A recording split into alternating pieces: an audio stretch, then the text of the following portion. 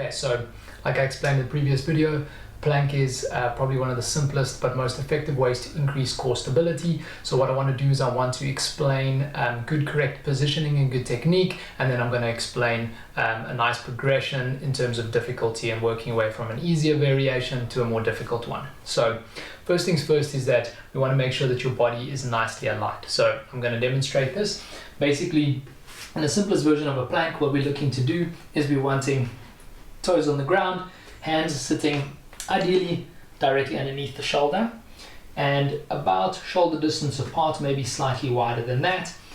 Feet about the same, not overly important. What is very important though is that we've got a nice straight line through from the heels up into the hip, into the shoulders, and sort of into the back of the head. So ideal position is probably something like that. Okay, so the common issues that we see is that we get hunched backs like so, head down. That's obviously not a good position. What we want to really try and do is elongate the spine as much as you can. You're going to be sort of looking with your eyes sort of just at the top of your mat if you've got a mat, and making sure that you are again elongating out the spine, up the head. So ideally like so. Obviously what the other sort of common mistakes we get is the hips sinking down like that. We want to make sure that that's nice and high. Obviously you don't want to have the bum too high either. It can be maybe even slightly higher than that line, but basically should be as straight as you can possibly get it. So that's your basic alignment. Try not to bend the elbows. We want that nice and straight. Be careful not to sag into the shoulders and the scapulars. Nice. You want to almost feel like you're pushing the mat away, not too much so that you arch your back, but nice sort of neutral positioning. Okay, so that's the alignment, and then you want to try and do is keep that alignment no matter what variation of the exercise that you're doing. So now that you've got the basic idea of what we're looking for in terms of alignment and form, let me explain to you the sort of levels of difficulty. So a nice sort of benchmark is 2 minutes. So if you can do a plank for 2 minutes while still maintaining good position and good form, then you can sort of work your way up to the next level of difficulty. Okay, so the most or the easiest or the nice starting point for a plank is going to be hands, knees. So basically what we're looking at is shortening the length of the lever of the plank by moving onto your knees and instead of your toes, and then going onto your hands like so. Again, you're trying to keep that same alignment. Now you're going from the knee to the hip to the shoulder and through the head. Again, same positioning with the shoulders, nice and neutral, not sagged in, not pushed all the way up. So that's how you're gonna start. And you're gonna hold this. This is obviously definitely a lot easier than the other ones, but it's a nice place to start with. And then once you can hold this position comfortably for 2 minutes, then move up to the next level. Okay, so the next level to that is staying on the knees, but now going onto the elbows. So again, you're keeping that same alignment, but you're going to be making it a little bit more challenging for the core. So that is the position that we're looking for. Okay, so once you can hold that for 2 minutes, again, then you would move on to the next one. The next one is going to be what I showed you at the beginning of this video, which is going to be hands and toes, getting that position nice and comfortable. Again, once you can hold that for 2 minutes, then what you can do is you can drop onto your elbows and toes, and you can try and hold that position over there. Okay, all right, so if you can get to that point and you can hold that for 2 minutes, you've got a very strong core. And so what you could do if you want to is increase the time. Otherwise, you can also increase the weight. You could put on a weight vest, or you could put something onto your back to try and increase the amount of weight and the strain to put even more load onto the core to increase that core stability.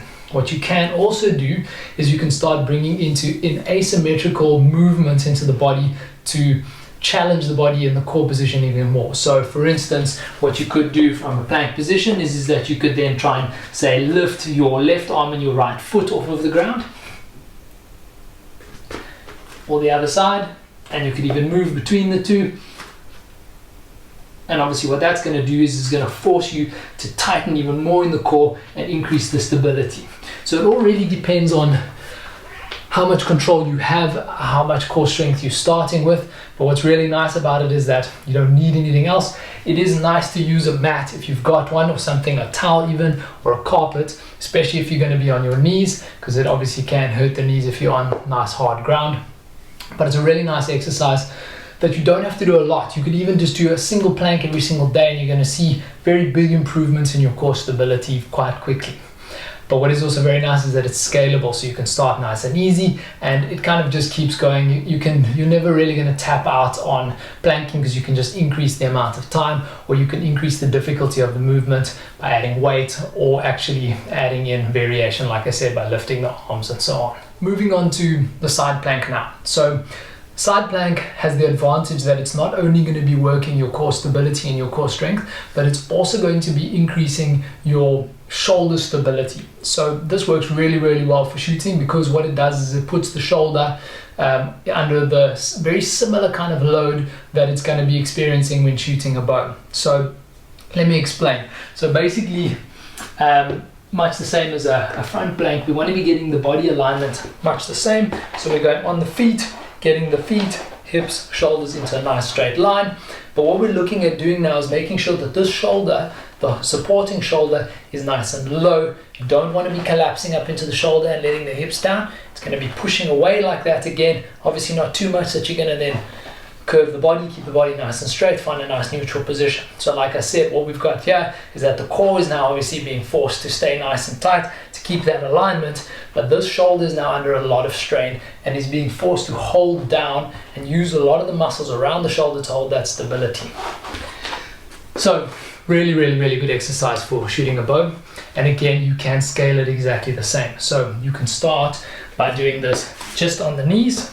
So you're just going to bend the legs, go onto the knees, get your position like that, nice and comfortable. Again, what we're looking for is trying to get the hand to sit roughly underneath the shoulder. You can move it slightly further out to get a bit more of a 90-degree or closer to a 90-degree angle between the arm and the body.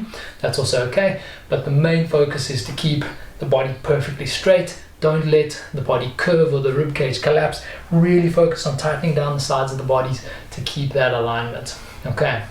All right, again, then you would move up, you would then go, keeping onto the knees, you would then be able to drop onto the elbow, and that is also going to then increase the difficulty slightly. Again, then what we're going to be doing is going hands and feet, keeping that same alignment, and then again, going onto the elbow, like so. All right, so that's the progression. You're obviously going to want to be doing the same on the other side. So whatever variation you sit on, I would say a nice way to do this is to do 1 minute each side as a nice sort of benchmark. If you can do 1 minute each side, then you can move up to the next level. Just another side note here on hip positioning for all of the plank variations. What we're looking for is something that we use in Pilates terminology is what we call a neutral pelvis. So what we're looking at trying to do, and this is not just for this plank, but it's also just for shooting and good solid core engagement and just good posture. So what we're looking for is a neutral pelvis. So you're trying not to let too much of an arch in the lower back. So you don't want the hips to be rocking forward, and you definitely don't want them to be rocking back either. So you're trying to find a nice neutral position. Now, this is not necessarily an easy thing for everyone to get right, but it's something that you can practice. So during your plank positioning, what you want to be trying to do is that most common is that the muscles are wanting to disengage, and you're going to have that the hips going to want to rock forward like that, which then obviously brings an arch into the lower back. So what we want to focus on doing is tightening, engaging the glutes, and getting a feeling like you're tucking your tailbone sort of between your legs like that. Also focusing on the lower abdomen muscles and your pelvic floor, all pulling and tightening at the same time. Really, really focusing on tightening, pulling up, pulling the core muscles back towards the spine is going to help you set that hip positioning. So let me show you an example for during a plank. So obviously what happens is that if you let the hips relax out like that, you get an immediate sort of sag and arch in the lower back. If you can tighten the glutes and tuck the pelvis, you'll see how the spine immediately straightens out. And what you'll find if you get this right is that actually the stability of the plank is increased immediately, and it's actually a lot easier to hold that plank. So technique super important as well, making sure that you're getting everything in the right position.